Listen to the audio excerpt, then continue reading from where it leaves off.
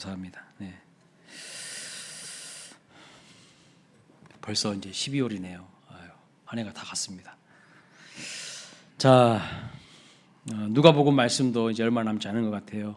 24장까지 있는데 벌써 이제 21장 하고 있습니다. 자, 오늘 본문의 배경은요, 헤롯 성전이 한참 건축되던 때에 있었던 일입니다. 헤롯 성전이 BC 20년부터 AD 63년까지 약 80년 동안 건축이 되었습니다. 그러니까 예수님 당시에도, 예수님이 활동하던 당시에도 이 성전이 계속 건축되고 있는 상황이었습니다.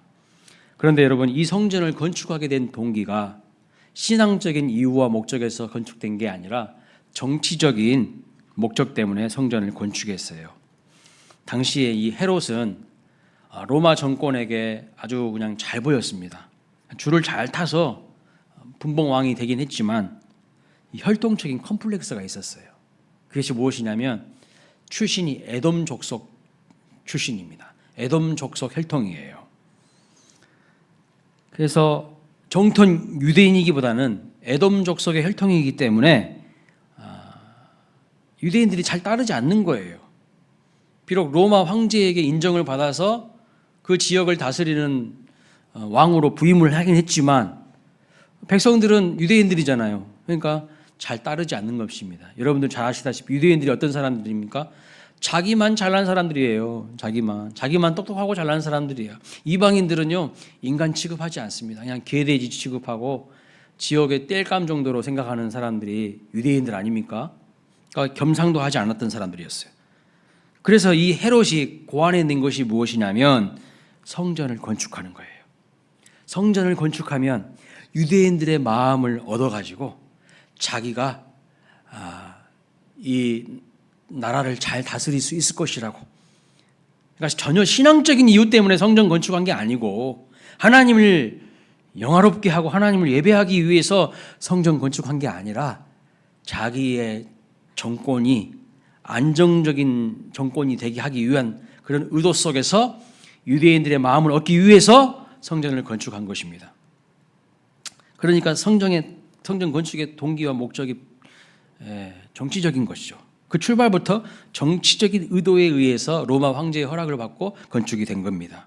자, 기록에 의하면 당시에 이 헤롯 성전은요, 예루살렘 면적의 6분의 1에 해당됐다고 합니다. 그러니까 어마어마한 크기죠, 성전이요. 굉장히 큰 규모였습니다. 이렇게 큰 성전을 지으려면 여러분 뭐가 필요할까요? 돈이 필요하죠, 돈이. 그죠? 그래서 백성들에게 강압적으로 엄청난 헌금을 강요했어요. 백성들에게 인정을 받으려고 성전 건축을 한 것인데 결과적으로는 백성들에게 엄청난 무거운 짐을 지도록 만든 것이죠. 그렇지 않아도 로마 정부가 많은 세금을 걷어들이기 때문에 힘들어 죽겠는데 설상가상 성전 건축까지 더 힘들게 만든 것입니다. 자, 그런데 예수님께서 어느 날 성전에 가셔서 부자들이 헌금하는 모습을 보신 겁니다.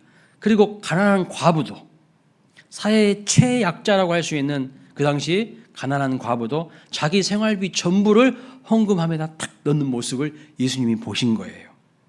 자, 이런 내용이 오늘 본문의 배경이 되는 21장 1절부터 5절까지의 내용입니다. 이런 배경 속에서 제자들이 예수님께 이야기를 하는 거예요. 뭐라고요? 자, 오늘 5절 말씀 보겠습니다. 시작. 어떤 사람들이 성전을 가리켜 그 아름다운 돌과 헌물로 꾸민 것을 말하매 예수께서 이르시되 너희 보는 이것들이 날이 이르면 돌 하나도 돌 위에 남겨지지 않고 다 무너뜨려지리라. 오늘 누가복음 21장의 이 본문의 내용과 동일한 사건을 기록하고 있는 마가복음을 보면 이 성전이 아름답게 꾸며진 것과 화려하게 건축된 것을 예수님께 말하는 사람이 누구라고 표현하고 있냐면 제자들이라고 말씀하고 있어요. 오늘 누가복음에서는 어떤 사람들이라고 하는데 정확히는 제자들이라고 마가복음에 나와 있습니다. 그래서 제자들이 예수님께 다시 묻는 것입니다. 7절이죠. 그러면 어느 때에 이런 일이 일어날까요? 예수님께서 돌 위에 돌 하나도 다 남겨지지 않고 다 파괴될 것이라고, 무너지게 될 것이라고 이야기하자 제자들이 하는 질문이 뭡니까? 어느 때에 그러면 이런 일이 일어날까요? 그리고 그런 일이 일어나려고 할 때에는 무슨 징조가 있을까요? 이렇게 묻는 거예요. 그러니까 성전이 파괴될 일과 아울러 마지막 세상 끝이 언제이며 또 무슨 징조가 그때에는 있을 것인지에 대해서 예수님께 질문을 하는 것을 볼 수가 있습니다. 그러니까 제자들이 물어봤던 두 가지 관심이 있어요. 첫째는 그런 일이 언제 일어납니까? 어느 때라는 시기를 물었어요. 시기.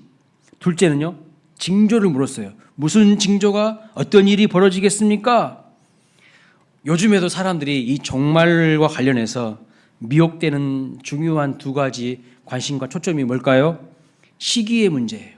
언제 종말이 있을까요? 그런 것을 이제 묻는 것이죠. 여러분 사도행전 1장 8절을 보시면 이런 말씀이 기록되어 있습니다. 오직 성령이 너희에게 임하시면 너희가 권능을 받고 내 증인이 되리라. 내 증인이 되리라. 이게 바로 사도행전의 이제 전체 큰 주제가 되는 말씀이거든요. 그런데 여러분, 이 말씀이 어떤 배경 속에서 하시는 말씀일까요? 어떤 맥락 속에서 예수님께서 이 말씀을 하셨을까요? 사도행전 1장 6절에 이렇게 말씀합니다. 그들이 모였을 때에 예수께서 여쭈어 이르되 주께서 이스라엘 나라를 회복하심이 이때니까. 예수님께 무엇을 여쭤보는 것입니까? 시기를 물어보는 거예요. 시기를. 주께서 이스라엘 나라를 회복하심이 이때입니까? 로마로부터 이스라엘을 회복하심이 이때입니까? 당시의 제자들은요, 로마 정권의 패망과 더불어서 하나님 나라가 이 땅에 임하는 것과 그 시대의 고난의 끝이 이제 곧 오는 것을 알고 이런 질문을 예수님께 던지는 것을 볼 수가 있어요. 그런데 여러분, 예수님의 답변이 뭘까요? 예수님의 답변이 1장 7절에 이렇게 말합니다. 때와 시기는 아버지께서 자기의 고난에 두셨으니 너희의 알 바가 아니요. 그렇게 말씀하는 거예요. 때와 시기의 문제에 대해서 너희들이 집중할 필요 없어. 그것은 아버지의 고난 가운데 있어 아버지께서, 하나님께서 알아서 하실 거니까 너희들은 뭐에 집중을 하는 거예요? 성령 충만함을 받으라는 거예요. 오직 성령이 너희에게 임하시면 너희가 권능을 받고 내 증인이 되리라고 말씀하고 있어요. 때와 시기에 대해서 알려고 하지 말고 성령 충만 받아야 한다는 거예요. 거기에 집중하라고 말씀하고 있는 것이죠. 그러니까 주님의 재림과 종말에 관련한 시기의 문제는 너희가 알 바가 아니라고 하십니다. 그런데 이렇게 말씀을 해도 이상한 시한부 종말론에 빠지는 사람들이 있어요. 미혹을 받아서 이단에 빠지는 사람들이 있다는 것이죠. 오늘날 이 종말론과 관련하여서 두 가지 양극단이 문제입니다. 한쪽 극단에 있는 사람들은요, 종말이라는 이 주제에 대해서 아무런 관심이 없는 사람들이 있어요. 여러분 관심 있으세요? 종말이나 재림이라는 주제에 대해서 아주 질색을 하고요, 귀를 막는 사람들이 있어요. 이렇게 된 이유가 뭘까요? 첫째는 믿음이 없어서, 두 번째는요, 잘못된 시한부 종말론에 대한 반작용으로 이렇게 된 것입니다. 한때 너무 많이 유행했잖아요. 제가 어렸을 때, 청소년 때 기억인데요, 뭐 터미널 같은 데 가면은요, 막 피켓 들고, 이제 예수님 곧 오신다고. 다미선교회, 네. 기억나십니까? 우리 어르신들? 다미선교회 이장님. 예수님 안 오셨어.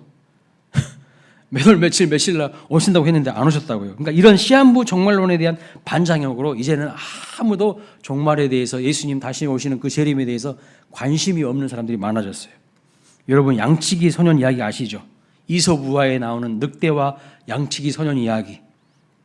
양치기 소년이 계속 늑대가 나타났다고 거짓말을 하는데요, 사람들이 그때마다 어떻게 합니까? 속아요. 속아 넘어갔어요. 그런데 정말 늑대가 나타났을 때는 어떻게 반응하죠? 또 거짓말 한다고 하면서 아무런 반응을 하지 않았습니다. 그래서 늑대에게 다 잡혀먹혔어요. 마치 양치기 소년처럼 시한부 종말론을 주장하는 이단들의 이야기 때문에 더 이상 종말이나 재림에 대해서는 귀담아 들으려고 하지 않은 분들이 있습니다. 물론 양치기 소년이 주는 그 이야기, 도덕적인 교훈은 뭘까요?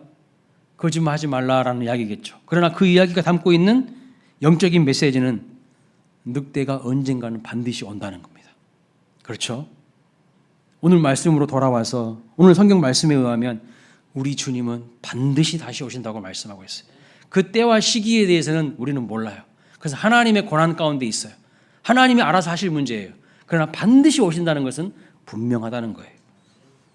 자, 분명히 예수님의 재림과 이 세상의 종말에 대해서 말씀하고 계십니다. 그러나 종말에 대해서 전혀 믿지 않고 현세 기복적인 삶만을 추구하는 사람들이 많다는 것이죠.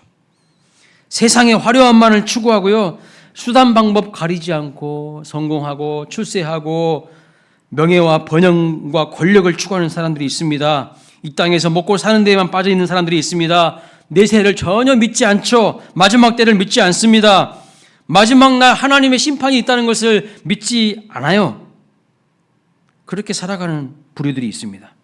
여러분, 인생의 시작이 있으면 마지막 끝도 있는 법이죠. 자기 인생의 끝을 한 번도 생각하지 않으면서 살아가는 어리석은 자들이 있어요. 여러분, 종말이라는 것은 예수님이 이 땅에 다시 오시는, 그러면서 세상에 끝나는 날을 종말이라고도 하지만 우리 개개인이 죽음을 경험하는 개인적인 종말도 있습니다. 그걸 개인적인 종말이라고 하는 거예요. 내 인생의 끝이 있고 예수님이 다시 오시는 그날이 있음을 알고 믿음으로 살아가시기를 주님의 이름으로 축원합니다. 누가복음 12장에 보면 한 부자가 등장해요. 이 사람은요, 자기를 위하여서 재물을 쌓아두고 살아가는 사람입니다. 이 부자는 내가 오랫동안 먹고 마시고 즐거워할 정도로 재물을 많이 모아두었으니까 이제 평안히 쉬고 즐거워하자, 그렇게 이야기해요. 그러자 무슨 말씀하시죠?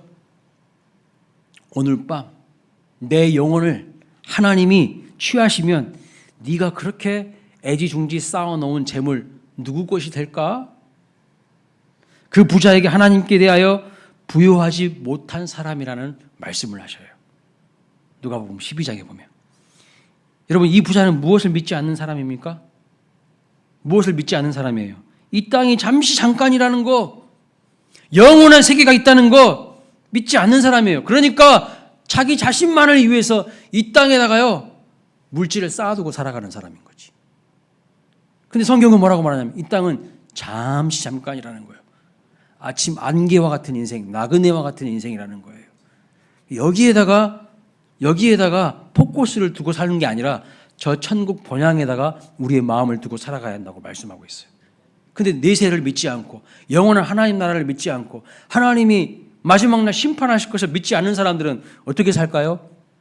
오직 여기에다가 코를 박고 사는 거죠. 수단 방법 가리지 않고, 예?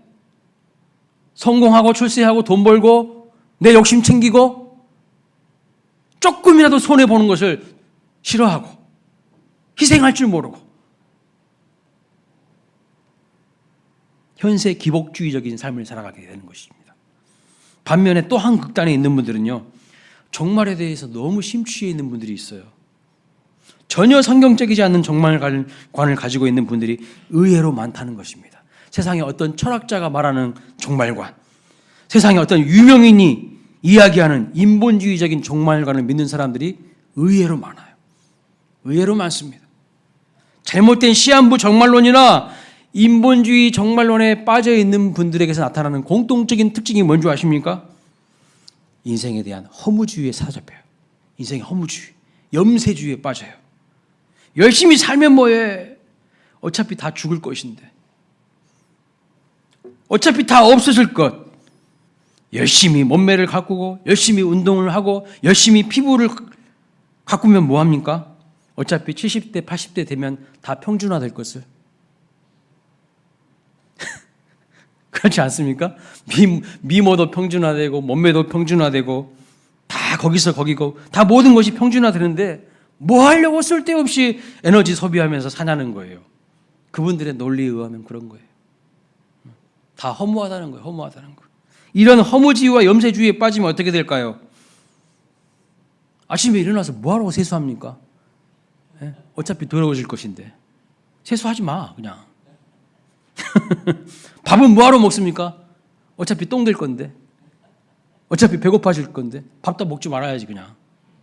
허무주의와 염세주의에 빠지면요 이렇게 된다니까요. 아무것도 하기 싫어져요. 무기력한 인생이 되는 거예요. 삶의 의의와 목적과 동기를 다 상실해요. 어차피 허무할 건데 이렇게 살아서 뭐 하다는 거예요. 많은 사람들에게 인지도가 있는요 유명한 유튜브 강사가 있습니다.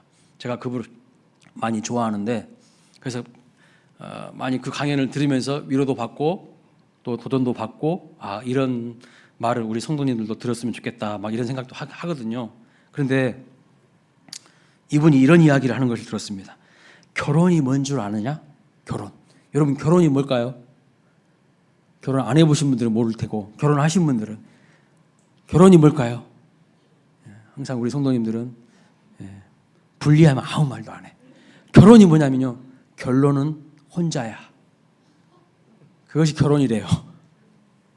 그럼 이혼은 뭔 줄 아세요? 이혼? 제 이야기가 아니에요. 이 유튜브 강사가 한 말이에요. 이혼은 뭔 줄 아세요? 이제 혼자다. 여러분들 무슨 좀 재밌는 말을 해도 뭐 안 웃기고 작정을 하셨습니까? 오늘 반드시 웃지 않으리라. 응?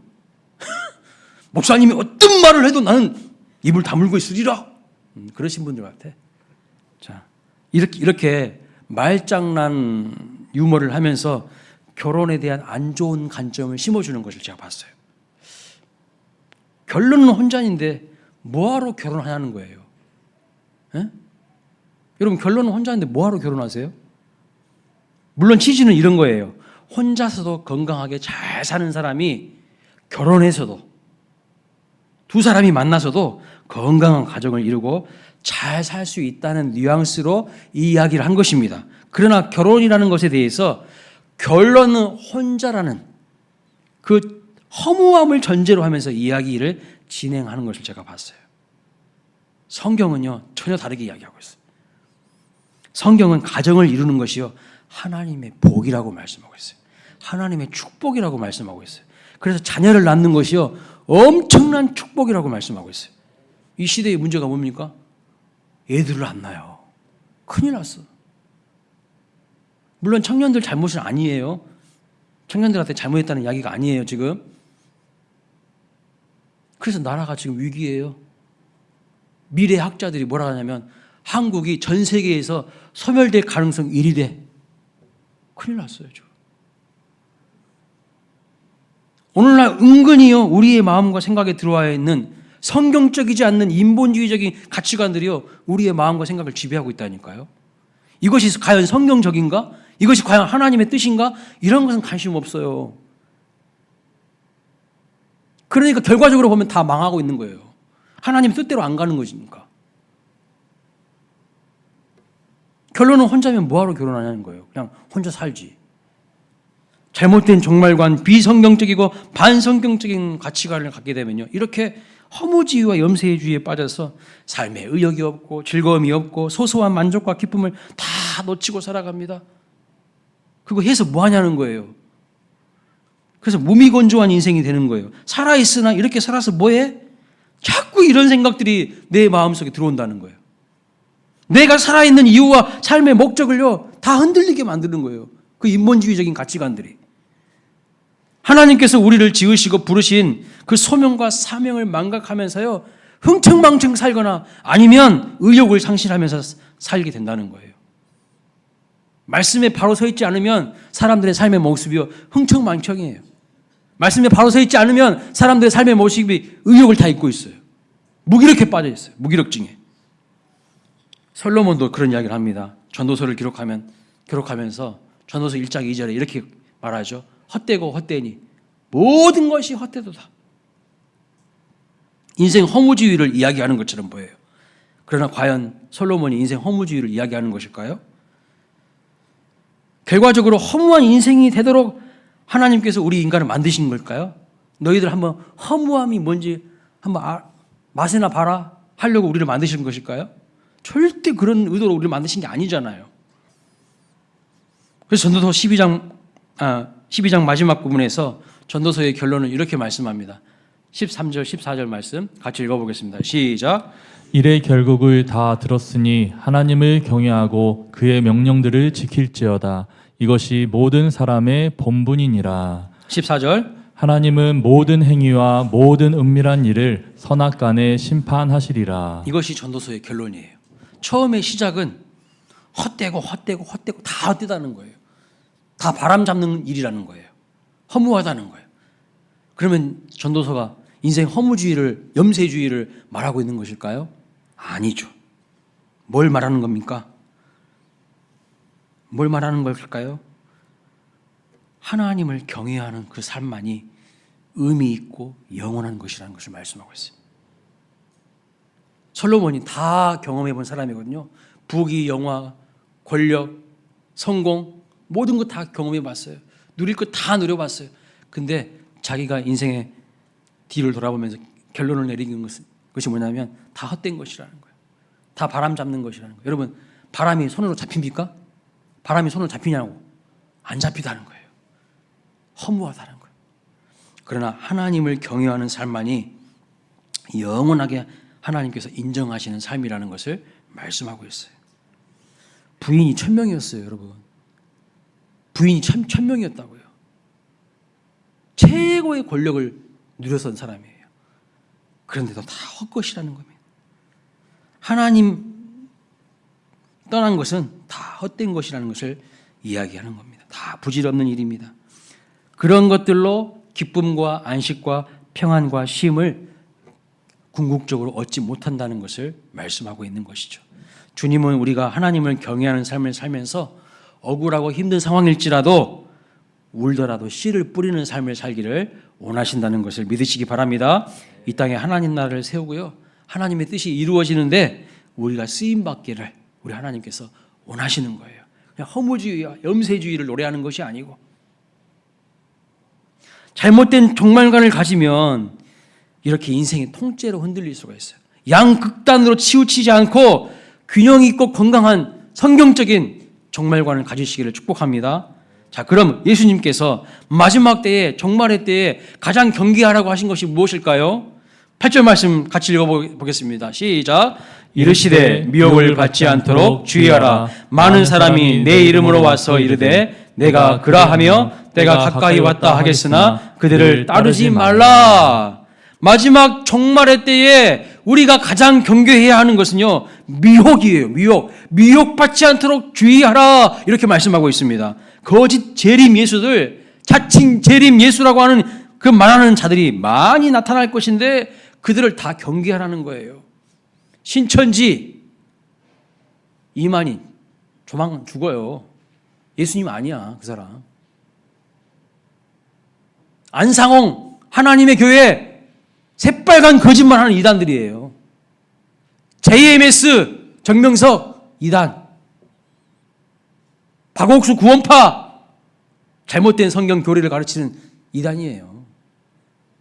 이단이 도처에 지금 널려 있어요. 혹시 이 자리에 이단에서 오신 분 있습니까? 빨리 가세요. 존말할 때 똑바로 쳐다보세요. 빨리 사라지세요, 이단들은. 우리 교회 못 버틴다니까. 제가 얼마나 달달 볶는지 몰라요, 성도들을. 예? 훈련에 집어넣어가지고 막 다 알아, 누가 이단인지 아닌지. 하다 보면 다 드러나거든. 그리고요, 골라내는 방법도 있어. 방법도 있다고. 좋은 말 할 때 가셔요.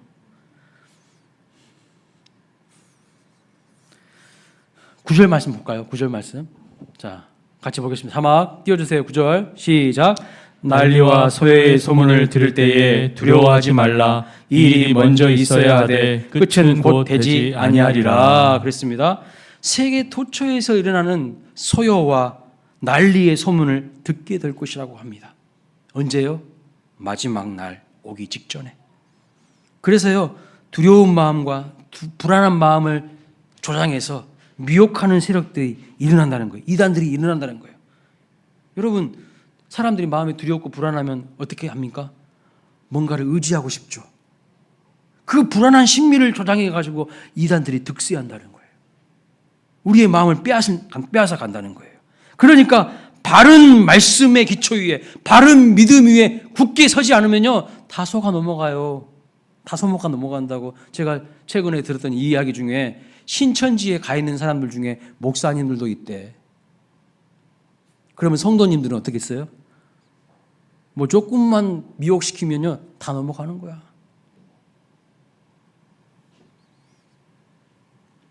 우리 교회 등록했던 한 집사님이 곡반영동에서 카페를 했어요. 그런데요, 카페를 오픈하고 나서 신천지가 아주 그냥 매일처럼 찾아왔대. 매일처럼. 그리고 한 번 오면요, 몇 시간째 죽치고 앉아있대. 그리고 항상 선물을 갖고 온대.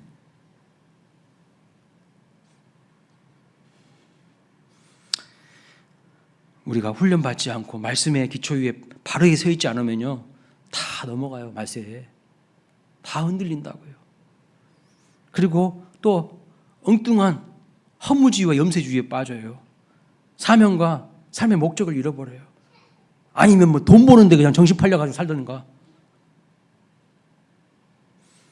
자, 10절 11절 말씀 보겠습니다. 읽어보겠습니다. 시작. 또 이르시되 민족이 민족을, 나라가 나라를 대적하여 일어나겠고 곳곳에 큰 지진과 기근과 전염병이 있겠고 또 무서운 일과 하늘로부터 큰 징조들이 있으리라. 지금도 전 세계적으로 기근과 전염병들이 일어나잖아요. 우리가 코로나19라는 엄청난 바이러스, 이 전염병 때문에 수년 동안 고생하지 않았습니까?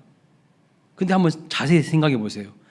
이 코로나19만 왔습니까? 아니에요. 코로나19 전에 계속 전염병들이 왔어요. 뭐 사스도 있었고요.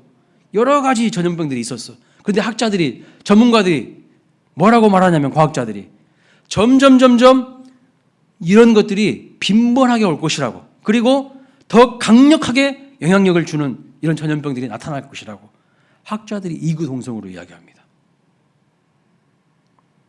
근데 성경도 그렇게 말씀하고 있어요. 큰 지진과 기근과 전염병이 있겠고 무서운 일들과 큰 징조가 있을 것이라고 성경은 말씀하고 있어요. 그런데요, 나라와 나라가 대적하고 민족과 민족이 서로 전쟁을 하는 일도 빈번하게 나타나게 될 것이라고. 지금 여러분 전 세계 돌아가는 거 봐보세요.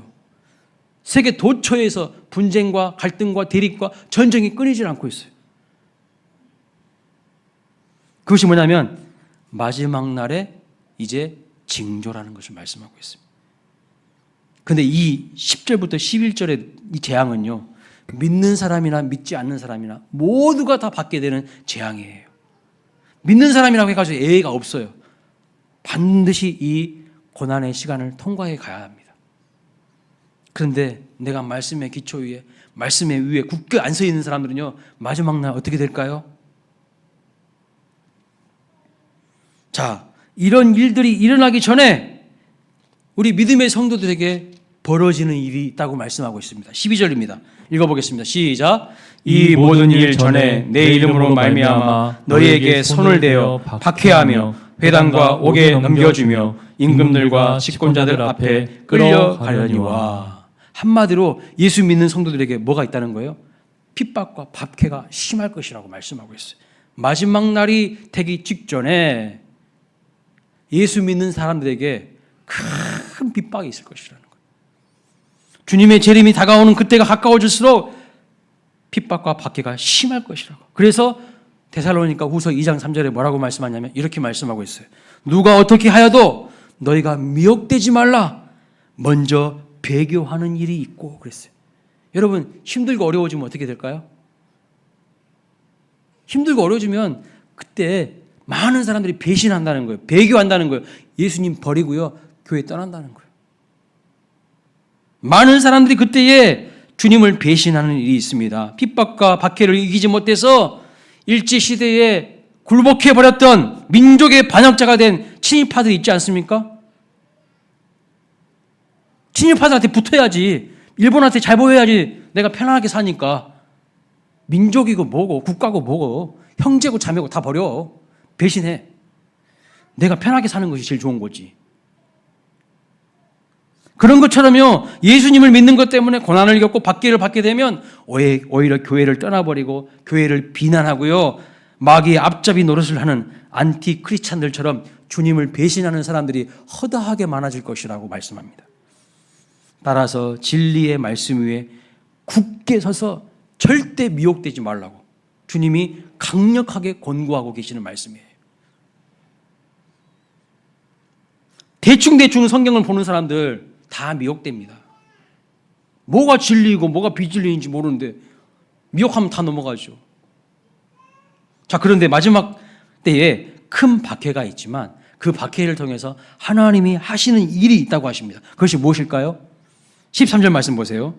이 일이 도리어 너희에게 증거가 되리라 그러셨어요. 이 증거라는 단어 앞에 여러분 성경 보면 숫자 1 이렇게 되어 있나요?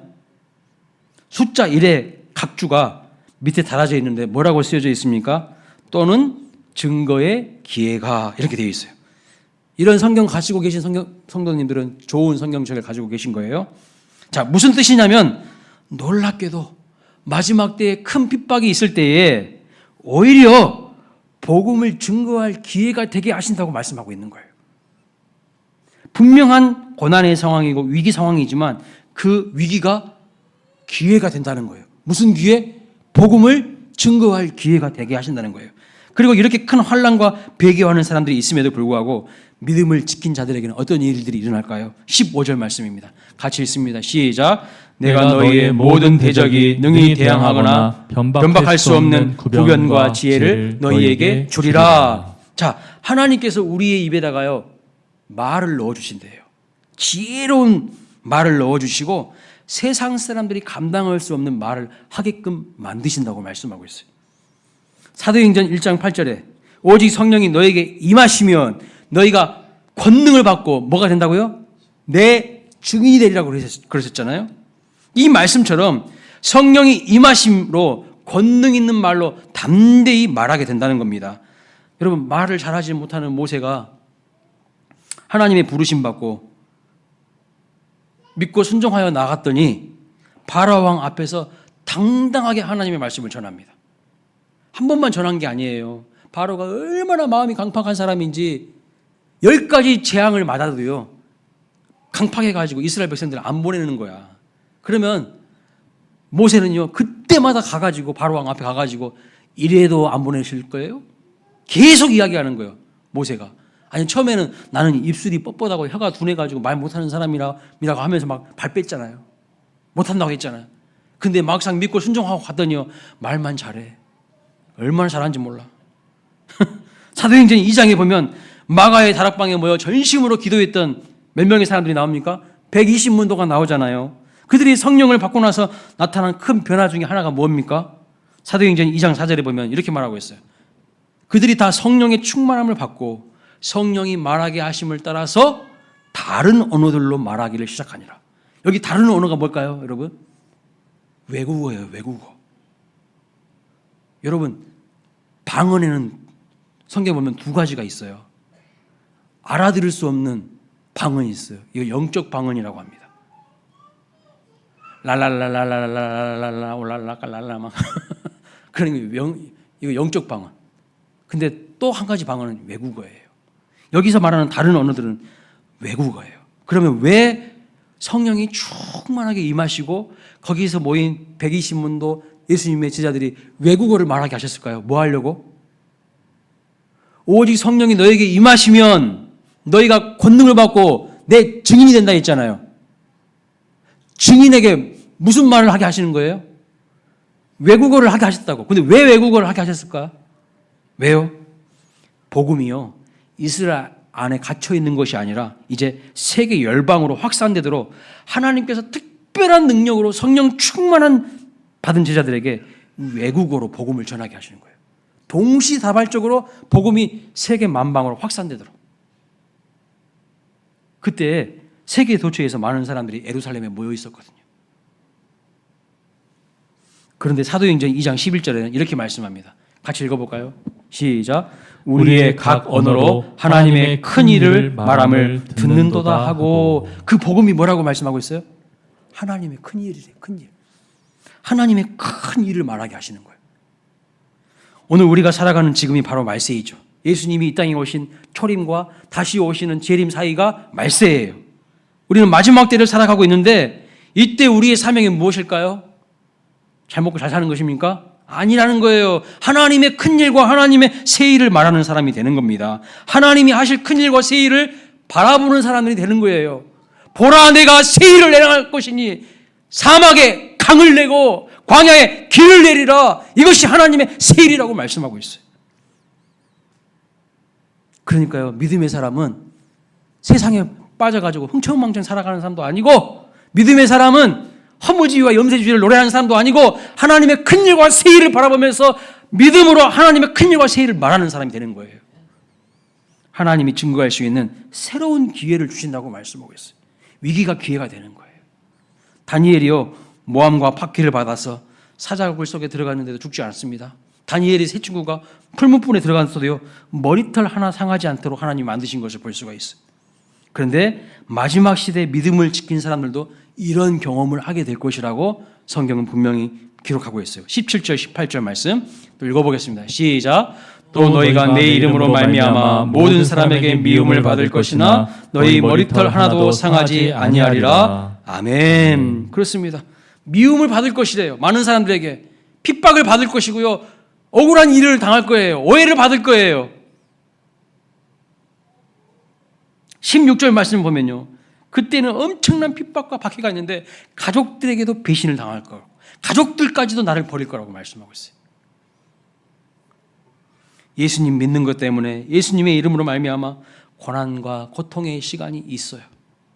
엄청난 배교와 배신의 시대가 될 것이기 때문입니다. 그러나 사랑하는 여러분, 어떠한 핍박과 어려움이 와도 두려워하지 마시기 바랍니다. 두려워하지 마세요. 두려워하지 않는 정도가 아니라 도리어 두려움을 사로잡을 수 있는 믿음의 용사들이 되셔야 됩니다. 악에게 무너지지 말고 도리어 선으로 악을 이길 수 있는 하나님의 사람들 되시기를 바랍니다.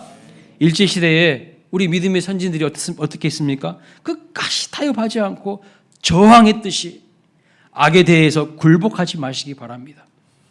우리 그리스도인들을, 기독교인들을 뭐라고 하는지 아세요?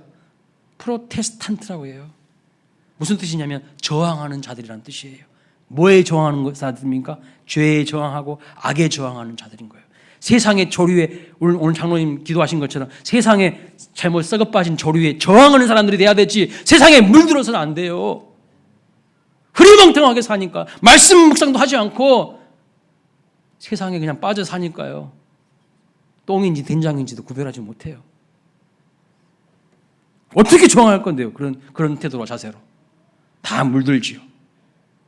얼마 전에 전두환 장군이 일으킨 12.12 사태를 내용으로 한 서울의 봄이라는 영화가 개봉했습니다.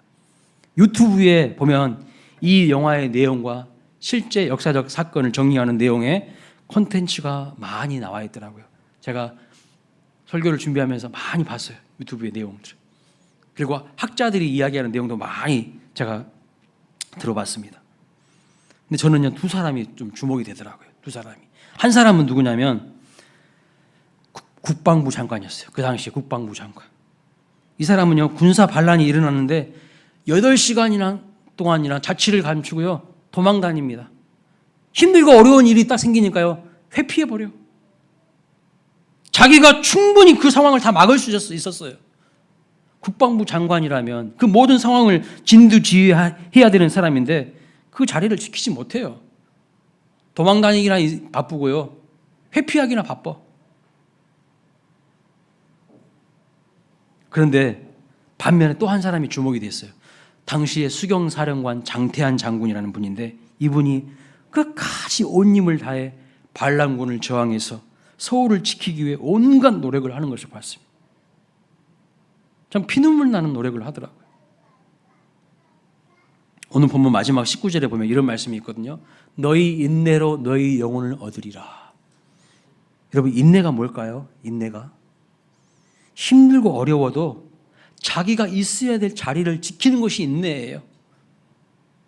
성도가 믿음의 자리, 사명의 자리를 지키는 것이 인내입니다. 힘들다고 어렵다고 도망가서는 안 돼요. 12.12 사태 때 군사 반란이 일어났을 때에 국방부 장관처럼 자기 살려고 도망가는 사람 돼서는 안 됩니다. 그래서 나라가요 엉망진창이 된 거죠. 민주주의가 오질 않았어. 박정희 대통령이 시해를 당하고 난 다음에도요 신군부가 계속해서 나라를 통치하고 다스렸어요. 서울의 봄이 올 줄 알았는데 서울의 봄이 안 왔다니까요. 누구 때문입니까? 믿음의 자리, 사명의 자리 안 지키는 사람, 인내하지 못하는 사람들 때문에 그렇게 된 것이죠.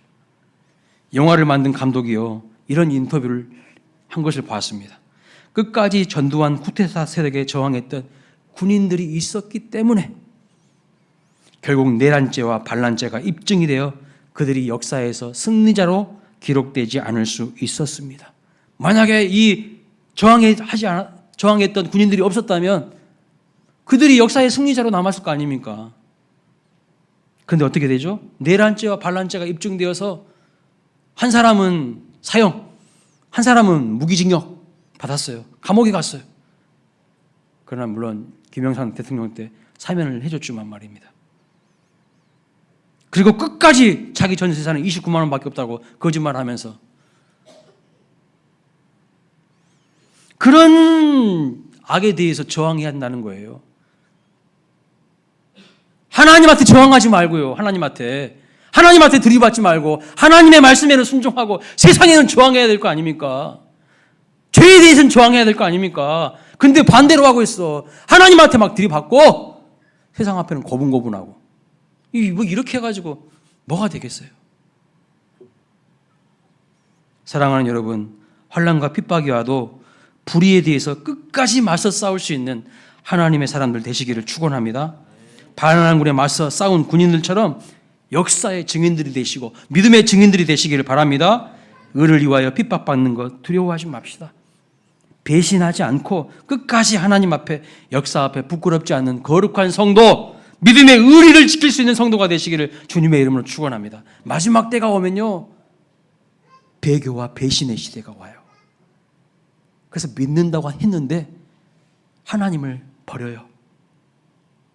그리고 믿음의 사람들을 뒤에서요 등에다 칼 꽂는 사람들이 나타난다는 거야. 의리가 없어요. 의리가 없어. 의리를 찾아볼 수가 없어요. 뒤에서요 등에다 칼 꽂는다니까요. 그게 무슨 의리가 있는 사람들이에요? 믿음의 의리를 지킬 수 있는 거룩한 성도가 되시기를 주님의 이름으로 축원합니다. 끝까지 사명의 자리를 지키는 저와 우리 모든 성도님들 되시기를 주님의 이름으로 축원합니다. 인내가 너희의 영혼을 얻으리라. 인내가 너희의 영혼을 구원하리라. 끝까지 믿음의 자리를 지키는 자에게 하나님이 은혜를 주신다는 것을 말씀하고 있어요. 그래서 구원은요 아무나 받을 수 있는 게 아니에요. 마지막에 큰 싸움이 있어요.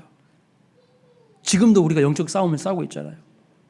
나 자신과의 이 못난 죄성이 있는 이 못난 내 자신과의 내 자아와의 싸움이 있고 고난의 현실과의 싸움이 있고 악한 영적인 사탄의 세력과의 싸움이 있잖아요. 그래서 사도 바울은 선한 싸움을 싸우고 나의 달려갈 길을 끝까지 달려가면서 하나님께서 나에게 맡겨주신 그 부름의 상을 향하여서 나는 달려간다. 푯대를 향해 달려간다. 그렇게 말씀하지 않습니까? 그 선한 싸움, 그 사명의 자리를 지키는 것이 결국 우리를 구원의 길로 인도한다는 거예요.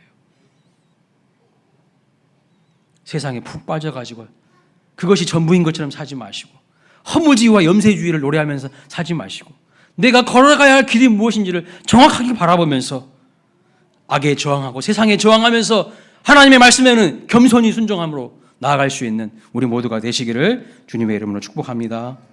아멘. 다 함께 자리에서